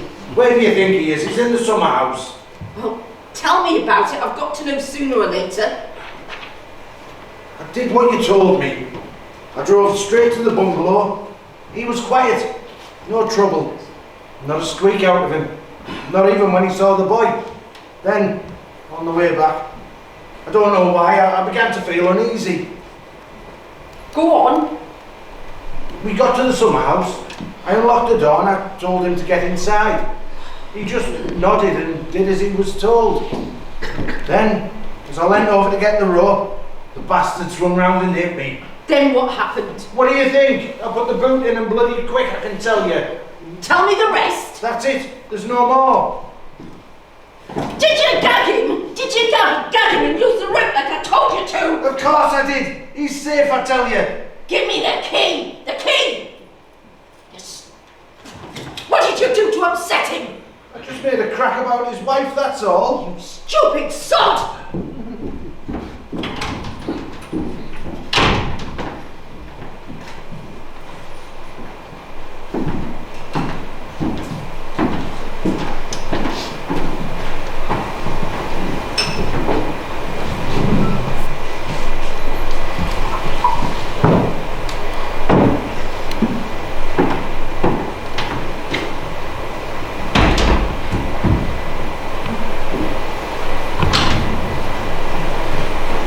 Where's my husband?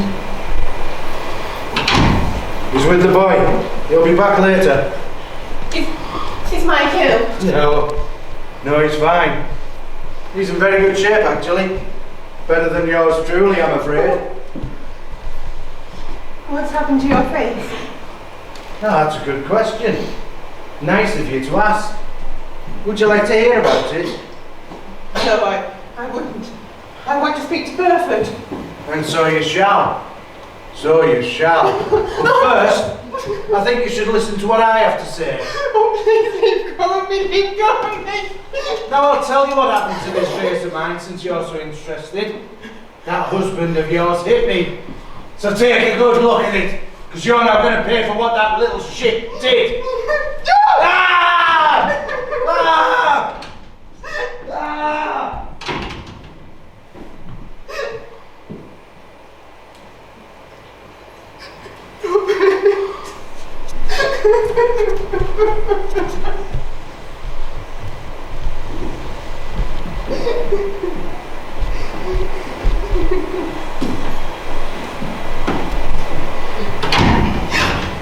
Robert, you're not Robert. Who are you? My name's Henderson, Mrs. Drury. Philip Henderson. Henderson, you're the man Burford mentioned. That's right. What is it you want? What are you doing here? I was under the impression that I've been invited here, your husband wanted to talk to me about a film deal. I realise now that's not the case. Forgive me. May I help myself to a drink? I could really use one right now. You look so much like Robert. People must constantly mistake you for him. Happens all the time. Oh, I try very hard not to take advantage of it, but sometimes it's just not possible. Like tonight, for example. Tonight? Crozier and his partner want me to impersonate your husband. They promised to make it worth my while, and as soon as I'm in debt to the tune. Sorry. Crozier, he said. That's right. Crozier's dead. Dead? Yes. No, you're mistaken. He's in Paris. Who told you that? Burford. Crozier's dead. He was murdered by Burford. I saw it happen. So did my husband. If you don't believe me, you can have a look upstairs because you'll find his body in one of the bedrooms. Tell me about this woman, Burford. What do you know about her? We don't know anything except she's kidnapped our son. When they first arrived tonight, she was impersonating a police officer. There was a man with her, a man called Clayton. They say that you kidnapped your son. Yes, and the most extraordinary thing is we really don't know why. Where's your husband now, Mrs. Drew? Burford agreed that he could see Mike. He left some time ago with Clayton. Clayton's since returned, but there's no sign of Robert. You've no idea where they've taken him? No, I haven't.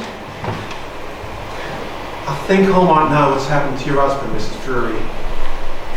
Been abducted. By Burford? But why should she want to do that when she already has Mike? She wants your husband out of the picture, out of circulation, so to speak, for the next 48 hours. By which time, if everything goes according to plan, Burford's plan, that is, you and I will be on our way to New York. New York? You and I? Burford wants me to impersonate your husband, deliver a case to a man called Steve Kirchner, and bring back a valet containing diamonds. Stolen diamonds, I imagine. What's in the case? Wouldn't say. But since they've promised to make it worth my while, I imagine it's something they don't want the customs people to get their hands on. And you've agreed to do this? No, I haven't. I told her I'd sleep on it. But based off of what you just told me about Miss Burford, I hardly think sleep's on the agenda tonight. I've told you the truth. Oh, I believe you, Mr. Drury, honestly, I do. And what are you going to do? No, I'm not sure. I'm tempted by Burford's offer. Because believe me, I could use the money right now, a great deal of money. And I get away with the impersonation, I'm sure of it. So you want my autograph, my dear? What's your name, young lady?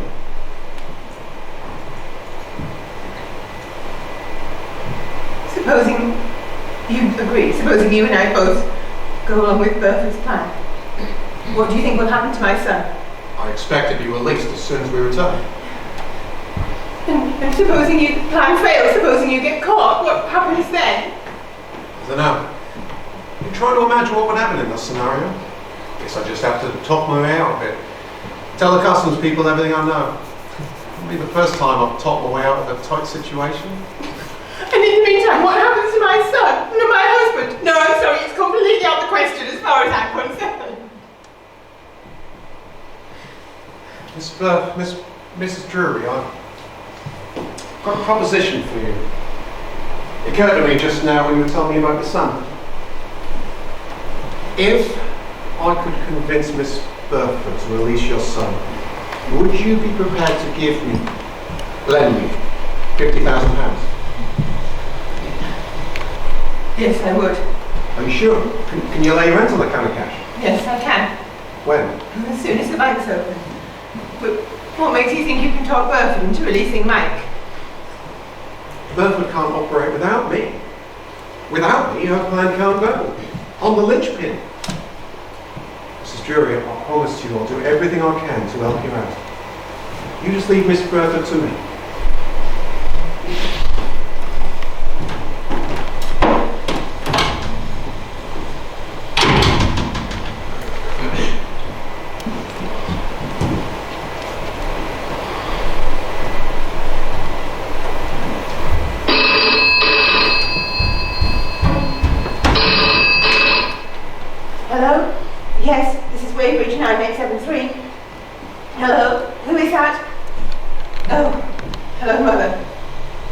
I'm sorry, it's a dreadful line. Mike? What about Mike? No, he's perfectly fine. Yes, I know. Jane telephoned. She misunderstood something I said, that's all. Robert, no, you can't speak to Robert. He's not here at the minute. No, don't do that. I'll get him to call you. Okay. You take care of yourself. Okay, bye-bye. Who was on the phone? My mother-in-law. Calling to speak to Robert. Your mother-in-law? Where is she? Where's she ringing from? She's in Florence. She was worried about Mike. She thought he was ill. Why should she think that? Well, that's the story we told Jane, our secretary. Jane telephoned her and the poor woman was bewildered. I hope you're telling me the truth, Mrs. Jury. Your husband's been rather stupid. He's attacked Clayton. Now, he wants to learn to control that temper of his. If he doesn't, Where is Robert now? we've locked him in the summer house. And if he tries to escape, he knows only too well what will happen to your boy. Now sit down, there's something I need to discuss with you, something important. No, I don't want to sit down, and I won't discuss anything with you. Not until I've seen Robert, and that includes Henderson and your plans for New York. You've seen Henderson? He came down for a drink. How much did he tell you? I won't discuss Henderson. I don't discuss What else did he tell you? Don't need to get so aggressive, my dear lady. I'll answer your questions. Suggest you leave us, Mrs. Drury. Miss Burford and I have rather a lot to talk about.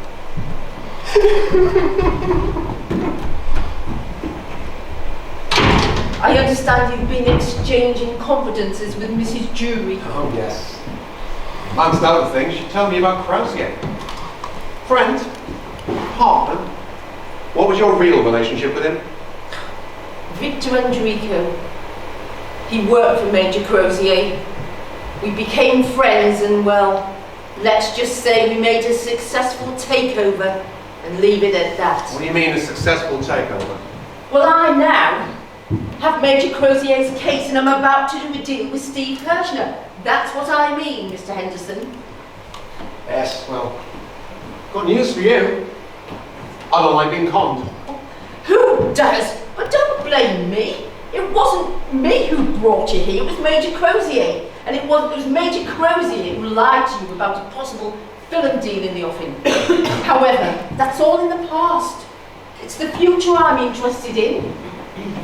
I'm interested in the future as well. I just want to make sure there is one. As far as I'm concerned. I'm sure there is one. Now, have you reached a decision or do you want to sleep on it? Yes, I've reached a decision. It's a deal. Good. Provided we can agree on certain things. What things? The boy. The boy? Oh, yes. Mrs. Drury, tell me all about her son, Mike, and what's happened to him. So? I want you to release him. We have every intention of releasing him eventually. I don't mean eventually. I mean now. Tonight. Are you serious? Don't I sound serious? You're obviously out of your mind. The moment we release the boy, we have no hold over the Juries. We'll release the boy when you and Mrs. Jury return back from New York and not until. Anyway, why all the interest in the Jury boy? I'm not. But I am interested in what happens to me. Oh, come on, you must have some interest in the Jury kid. If anything should happen to Robert Drury's son, there'll be a very thorough investigation. Police will discover that I stayed here and automatically jump to the conclusion that I had something to do with the kidnapping. Nonsense, and you know it. You must have another reason for wanting the boy set free. What other reason could I have? Well, forget about the boy for the moment. Is there something else troubling you? I don't want anyone with me. No one. I'll travel alone. No, totally out of the question. Completely out of the question. Why? Why? Because without Mrs. Jury, you could arouse suspicion. With her, it'll never occur to anyone that you're not a husband. Sounds that your final word on Mrs. Drury and the boy? Yes. Are you sure? Yes, I'm absolutely sure. And let's get one thing straight. If you and I don't reach an agreement, you're in trouble. What kind of trouble? Deep trouble. We want to use you, we'd like to use you, but we're by no means dependent on you. See, I think you are. Then you're mistaken. Don't kid yourself. You can't operate without me. Who else looks like Robert Drury? Who else knows one diamond from another? I'm your linchpin, my friend, and you know it. I want $40,000 on the way to the airport, and you release the boy tonight. No way at all. So now let me out. No, I've said you didn't understand the situation, and you obviously don't. There's no out as far as you're concerned. You know too much. But I will make it $30,000. And the boy? Why the boy all of that at the time? To hell with the boy! I told you. Kidnapping's not my game. Diamonds, all right, but not kids. 30,000 on the way to Heathrow. You release the boy tonight, and no Mrs. Drury. I'll travel alone. That's it. No compromise. Take it or leave it. No way, no bloody way at all! Then that's it. Deal's off. I'll be on my way. Do you think it's that simple? Do you think I'd let you disappear with what you know about the boy and the deal I'm making with Steve Kirshner? Are you threatening me? Because if you are, let me tell you something. Neither you nor anyone else was going to stop me from leaving this house and doing precisely what I want. And that includes shouting my mouth off if I feel like it. Bastard! Double-crossing bastard! I knew he'd let us down. I knew fine well he wouldn't play. Oh, you were right! It was bloody right! Give me the gun! Fetch Julie! Are you expecting a call? What? No. Victor? I told you no outgoing calls. They might trace you. What's that? The boy? Oh, trouble? What kind of trouble? For God's sake, he's only a kid. How long's he been like this? Is it right? Let me speak to him. No, don't do that. No, Victor. How the hell should I know? Oh, wait a minute, I've got his mother here. Bring the boy to the phone. Oh. Mike, hello. Hello, my darling. It's Mummy. Are you alright? It's lovely to hear your voice again. Yeah, and they're looking after you. Yes, I know, sweetheart. What did Daddy say to you? We couldn't find Mr. UFO. But don't worry, darling, we will, I promise. What's that, Mike? Speak up, darling. I can't hear you. Mike, please don't cry. Please don't cry. Try and be brave. You'll be home soon, I promise.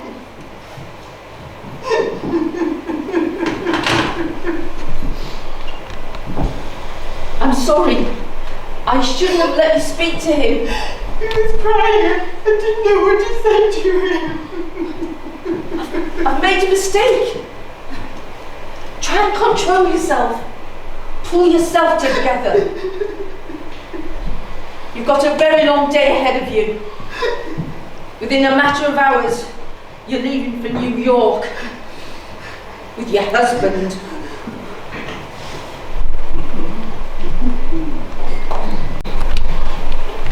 Hello? Look, I'm really sorry to bother you. I'm trying to get hold of a man called Steve Kirshner.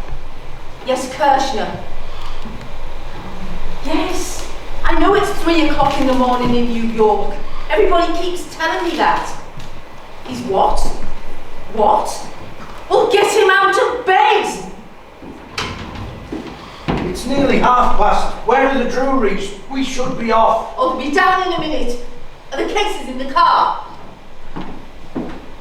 Hello? Steve? It's Burford. God, I've had a hell of a job finding you. Steve, listen. I've had to make a switch. Jury himself will contact you. Yes, Robert Jury. Yes, the real Robert Jury. Oh, don't panic. Everything's going to be all right. You simply go ahead as planned. Absolutely. That's it, you've got it. Oh, see you soon. And Steve, my client from the Middle East, he knows the real thing when he sees it. So don't get any clever ideas.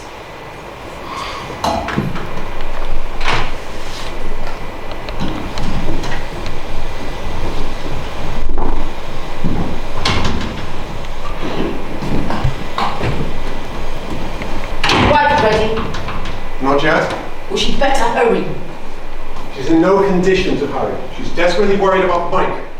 She'll be a great deal more worried if you and her don't get on that plane.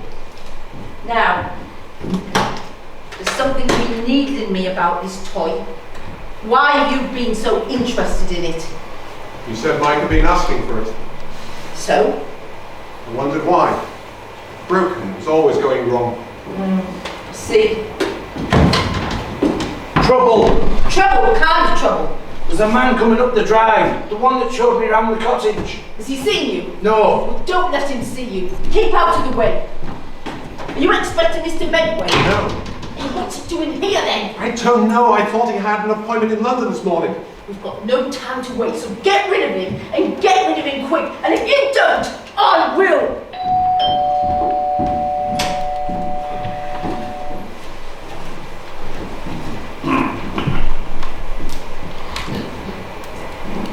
I know what you're going to say, Robert. I know exactly what you're going to say. Surprise, surprise! I thought you had an appointment in London this morning, Douglas. So did I. Now, I was ready for it. Positively quivering with anticipation. Then, my friend read the letter they wrote to me.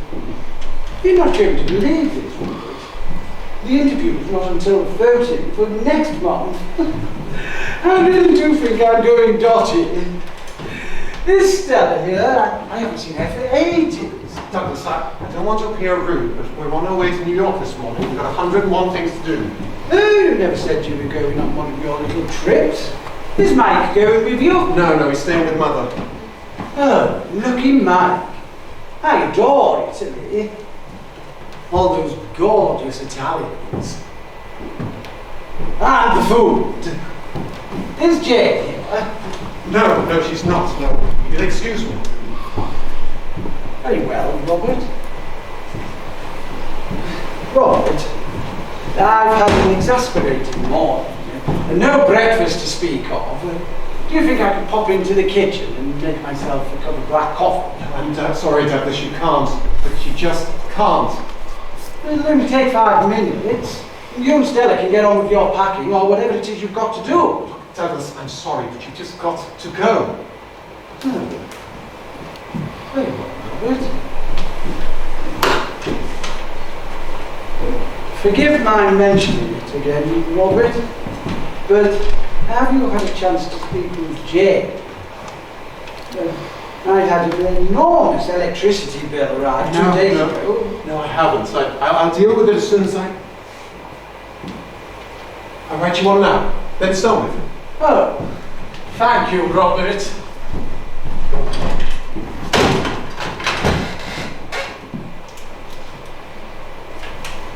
Thank you. It is very good of you.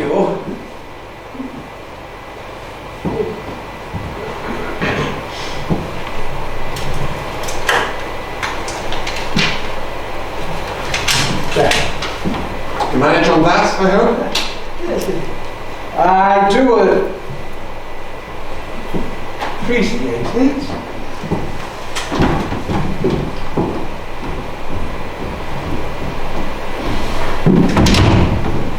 Clayton! Go outside and make sure he leaves. Where's Mrs. Dewey? She'll be down. I told you, she's not at all well. She's not down in 3 or 4 minutes. I'll send Clayton up to fetch her. I'm ready, Robert. Right, good. Here are your plane tickets. I'll go get Crozier's case. You're all right, darling. You feel faint? I'll be fine, don't worry. What did Douglas want? gave him a message from McKenna. Told them all about New York. Said we'd stall for as long as possible. Just got to play for time, Stanley. We just got to.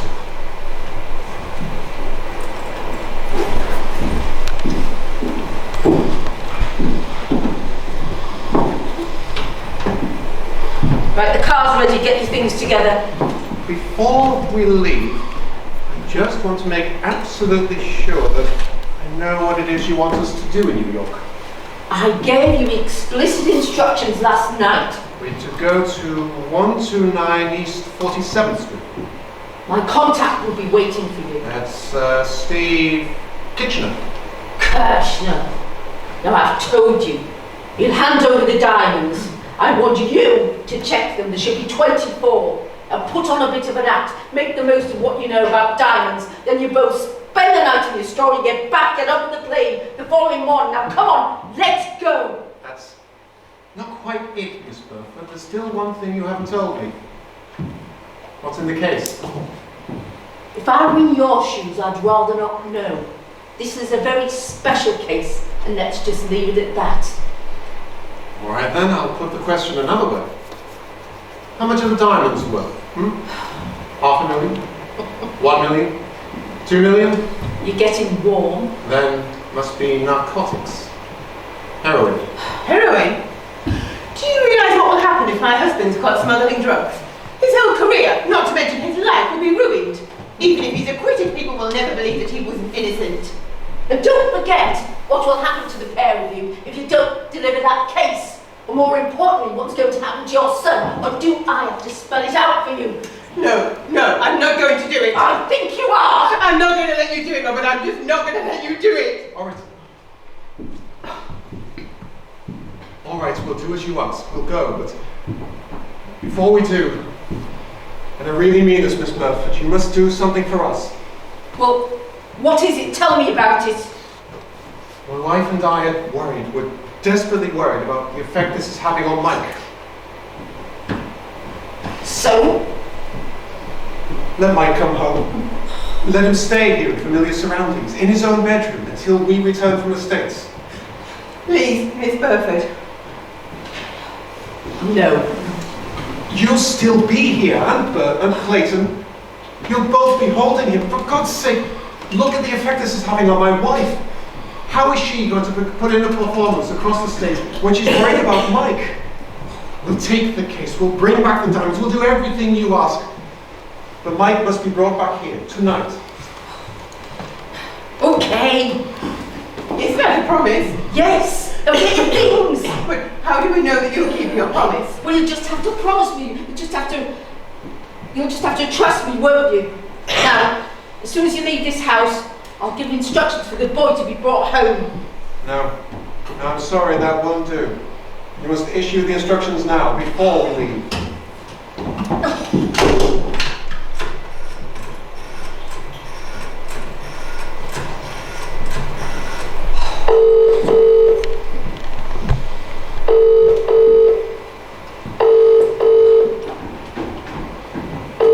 What the hell is the hold-up? We're going to miss the plane. I'm trying to get in touch with Victor. There's no reply. Of course there's a reply. You've dialed the wrong number. Bloody funny. Come on. It's the police!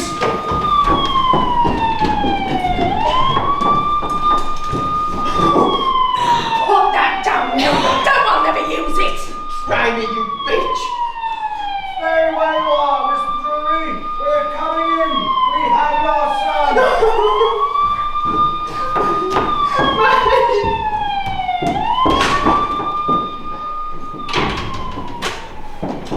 You should have kept the pencil box, Miss Burford, not the toy.